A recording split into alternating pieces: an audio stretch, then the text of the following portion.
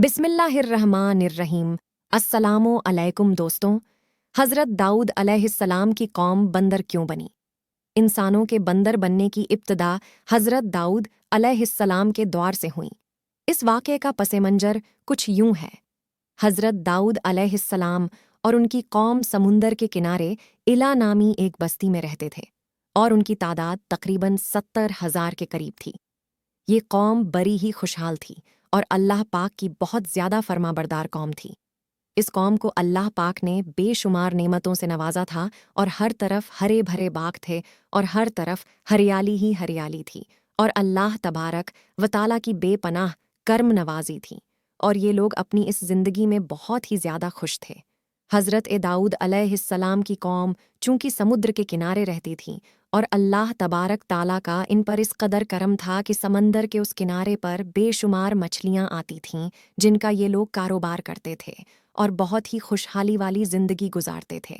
जब ये कौम अल्लाह पाक की मेहरबानियों की वजह से खुशहाल हो गई तो फिर ये कौम अल्लाह पाक की नाफरमानियों की तरफ उतर आई और तरह तरह के गुनाहों में मुब्तला हो गई और फिर अल्लाह पाक ने एक दिन इस कौम का इम्तिहान लेने का इरादा फरमाया और हज़रत दाऊद अलैहिस्सलाम को वही भेजी कि अपनी कौम से कह दें कि हफ्ते वाले दिन मछली का शिकार करना बंद कर दें।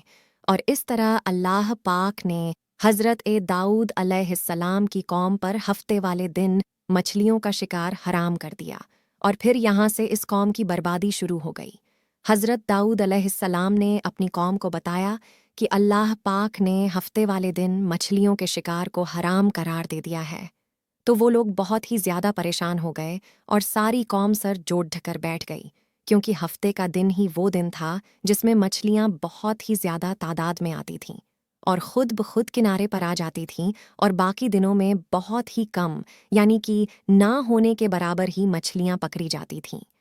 इस कौम का गुज़र बसर चूँकि मछलियों के शिकार पर था, इस वजह से अल्लाह ताला का ये हुक्म सुनकर ये कौम परेशान हो गई। ये लोग इस बात से बेखबर थे कि ये सिर्फ अल्लाह की तरफ से एक इम्तिहान और इनकी आजमाइश है। फिर शैतान ने एक दिन इनके दिलों में वसवसा डाला कि समंदर से नालियां निकालकर खुश्की में बड़े बड़े हौज बना लिए जाएं।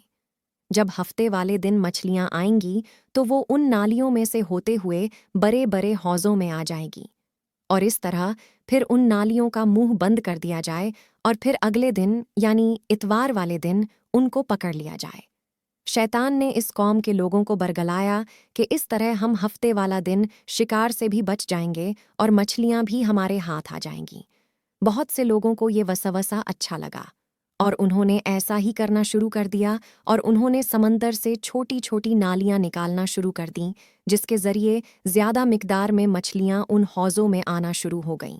इस कौम के बदबख्त लोगों को शैतान का ये हीला बहुत पसंद आया, लेकिन इस कौम के लोगों ने ये ना सोचा कि जब मछलियां समंदर से आके उन हौज़ों में कैद हो गईं तो वो मछलियों का शिकार ही हो गया। इसलिए ये शिकार भी हफ्ते वाले दिन ही करार पाया जो कि अल्लाह पाक ने हराम करार दिया था। इस मौके पर यहूदियों के 3 गिरोह हो गए। कुछ लोग ऐसे थे जो शिकार के इस हीले से मना करते थे और नाराज़ होकर शिकार से बाज रहे और कुछ लोग इस काम को दिल से बुरा जानकर खामोश रहे और उन्होंने शिकार नहीं किया, लेकिन दूसरों को मना भी नहीं करते थे और नसीहत करने वालों से ये कहते थे कि तुम लोग ऐसी कौम को नसीहत कर रहे हो जिन्हें अल्लाह तबारक व ताला अनकरीब हलाक करने वाला है और इन पर अपना दर्दनाक अजाब नाज़ील फरमाने वाला है। और इस कौम के कुछ लोग ऐसे थे जो सरकस और नाफरमान लोग थे जिन्होंने अल्लाह ताला के हुक्म की एलानिया मुखालफत की और शैतान की हिलेबाजी को मानकर हफ्ते वाले दिन भी शिकार करने लगे। ये लोग अल्लाह पाक के हुक्म की खुल्लम खुला मुखालफत करते और हफ्ते वाले दिन मछलियों का शिकार करके उनको खाया करते और उनको बेचा करते थे। दोस्तों, हज़रत दाऊद अलैहिस्सलाम की कौम के 1200 ऐसे नाफरमान लोग थे जो मना करने के बावजूद भी हफ्ते को इन नालियों के ज़रिए शिकार करते रहे। हज़रत दाऊद अलैहिस्सलाम ने इन 1200 लोगों को अल्लाह तबारक व ताला के दर्दनाक अजाब से डराया।